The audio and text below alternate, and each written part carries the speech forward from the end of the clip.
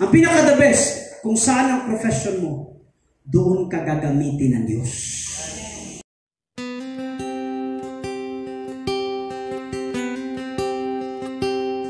Unahin mo naman to.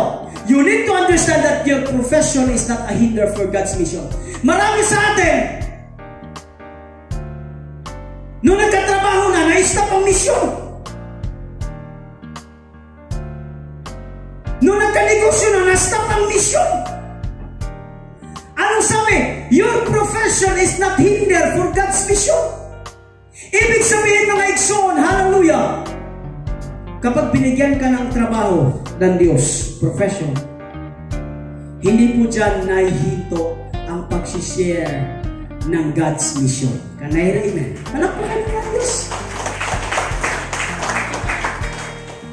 Tanong, nahinto ba ang pagtatrabaho sa wall dahil may kalaban? Hindi. Ano gamit nila? Palitada sa kanan, itak sa kaliwa. In short, gumagawa sila sa kanilang profession, which is pagbibuild ng temple, mga igsoon. At the same time, nagbabantay sila, hallelujah, sa parating na kalaban. Anong mensahe? Very simple. Very simple.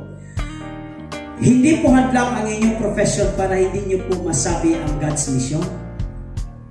Parang mahinang ngiming ba? Conversely, dito naman, pangalawa, God does not command us. God does not command us to stop our profession just to finish the mission.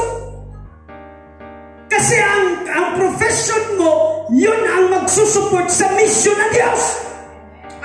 Pakpakigsoon ba? Kaya nga binigyan ka ng profession na yan on the first place para mabakapan ang mission ng Diyos.